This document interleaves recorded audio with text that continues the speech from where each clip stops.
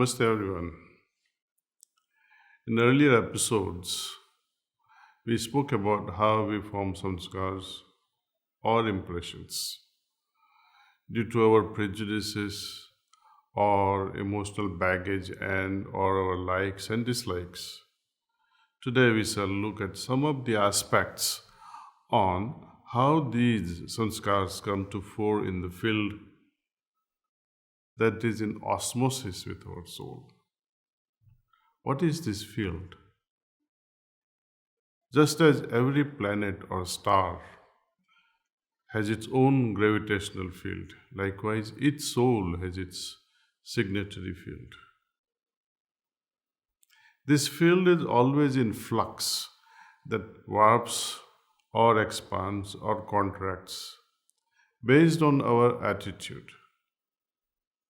The feelings of the heart shapes this attitude.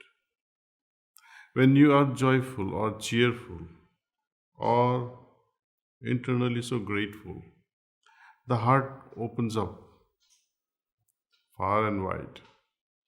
But moment it encounters something you don't like, which is so unpleasant, it simply contracts. Like that Lajavanti plant, touch me not plant, it just folds in.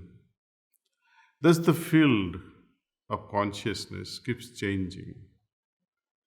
My Guruji, Pujya Babuji Maharaj, often used the word knots, K-N-O-T-S in English, and granthis while he spoke in Hindi, while referring these yogic chakras. So yogic chakras, it gives you the idea of spin, a circular movement, which is true. It can be a very precise, harmonious, circular movement when it is fully evolved. But before that, what happens? It doesn't revolve as much.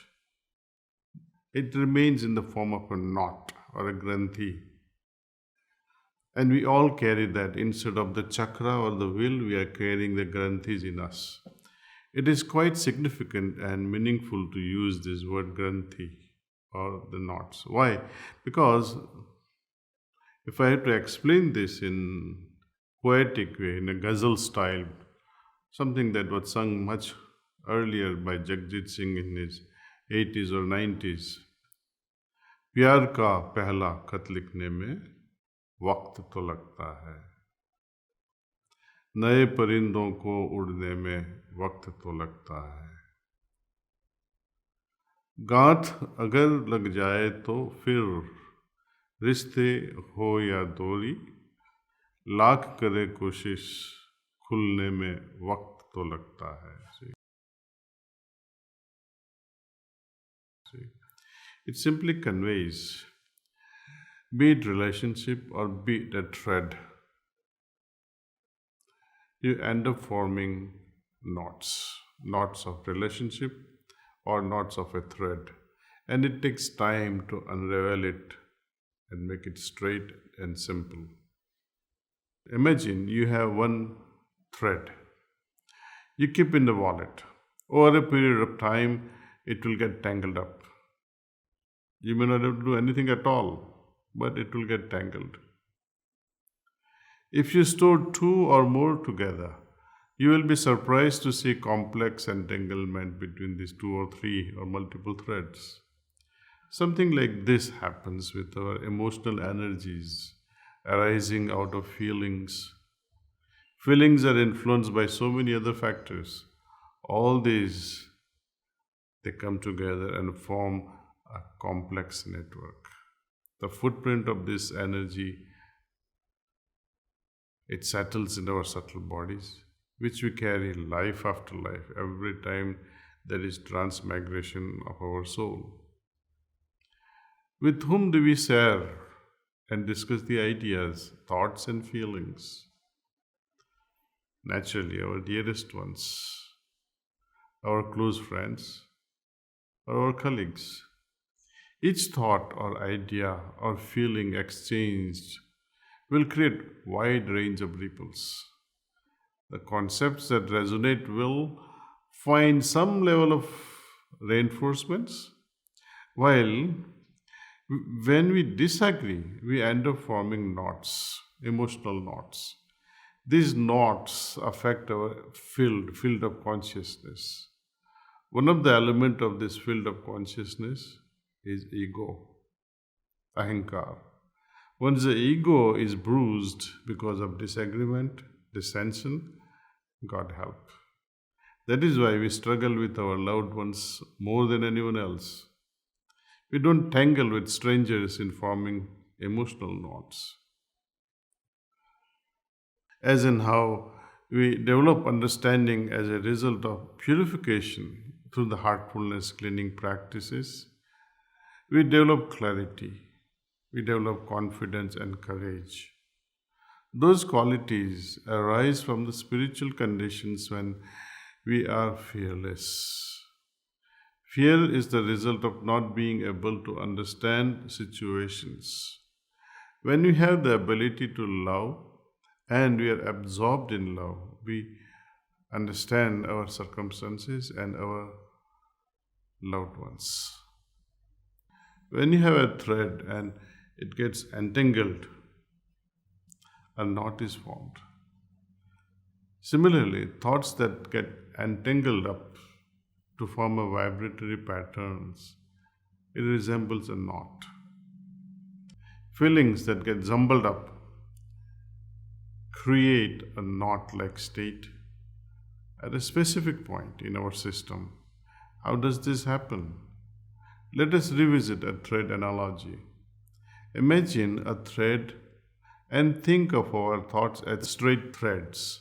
When you have not understood your own thought, it remains as a confusion and a knot is formed out of our thoughts.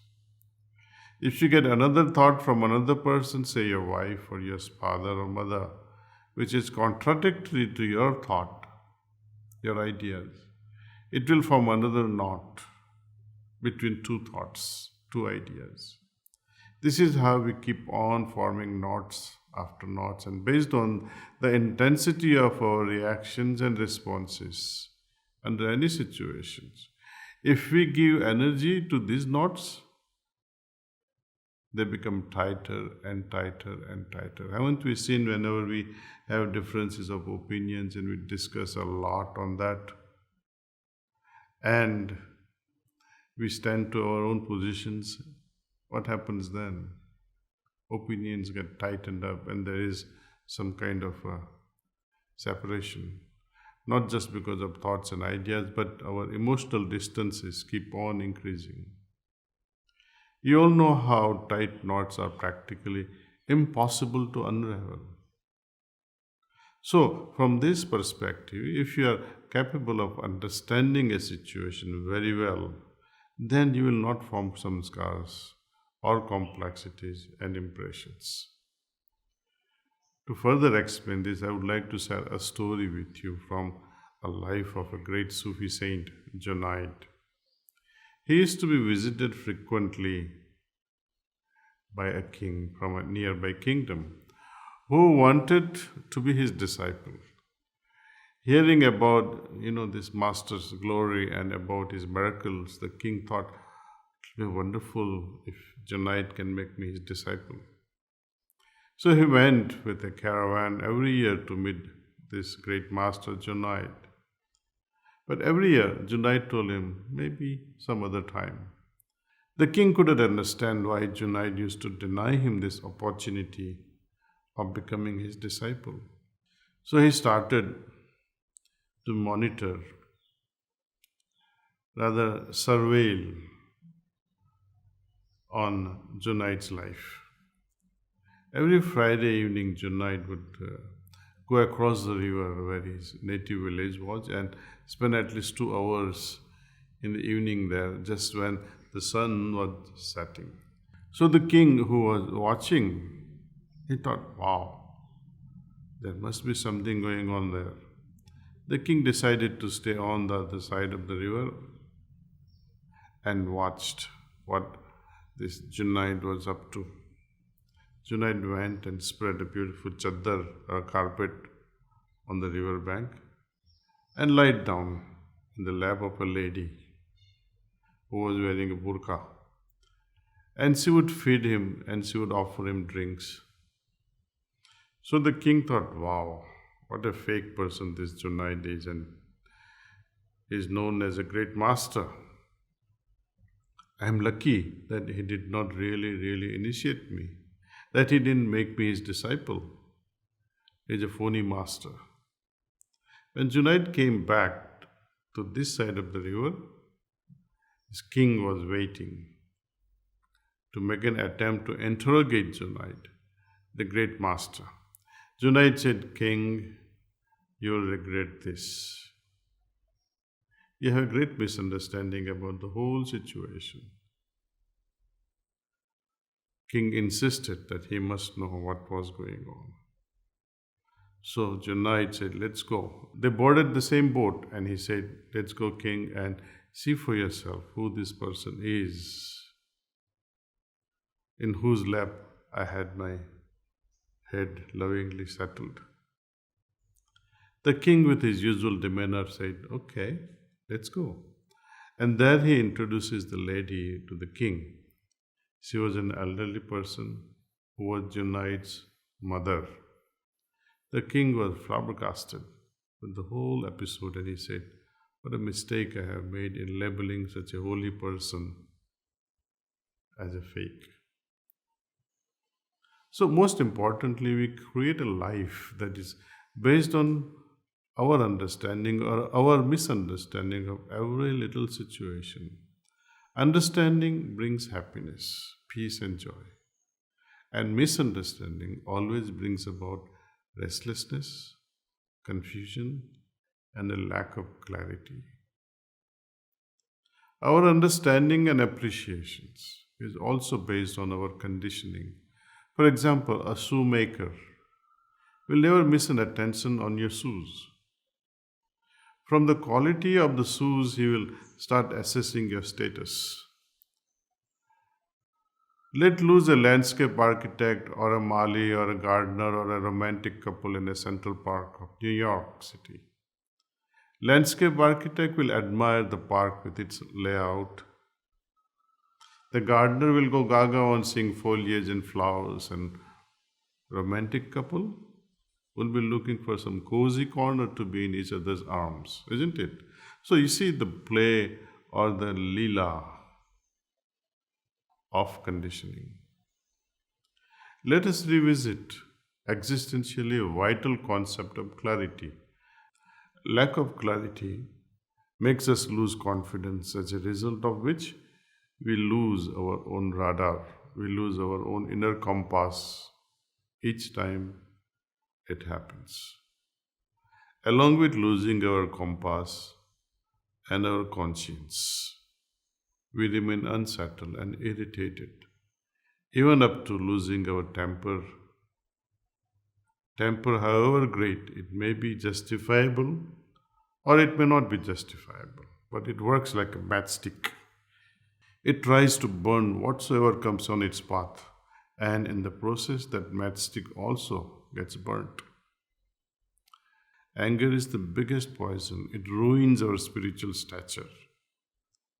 Anyway, when all these offshoots are present, such as anger or misunderstandings, they end up creating toxic inner environment, starting with ourselves and ends up taking our family in its gambit.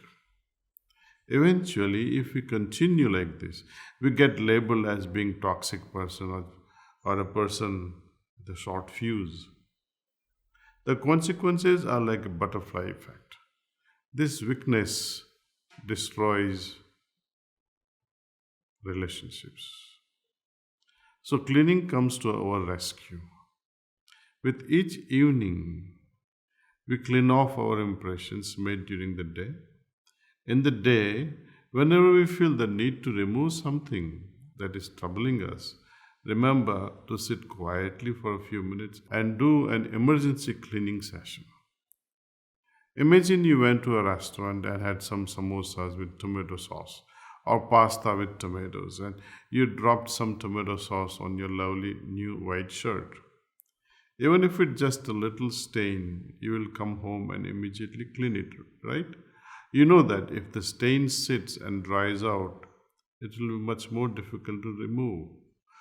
So, also with our inner self. Remove anything unwanted as soon as it happens. And when you anticipate trouble, you know you are going to face a situation that is already creating apprehension or fear or anxiety. When, like Duryodhana, you know what is good, but you are too weak to do it, do a pre cleaning before you face that event. It is a very effective tool in removing the cause of reaction before it actually occurs. So, using heartfulness cleaning in an emergency or in anticipation are both very effective. I hope that you are able to do these simple practices: meditation to revitalize you, cleaning to purify, and heartfelt prayer that would build our intimate connection with our Maker, the Lord. Thank you.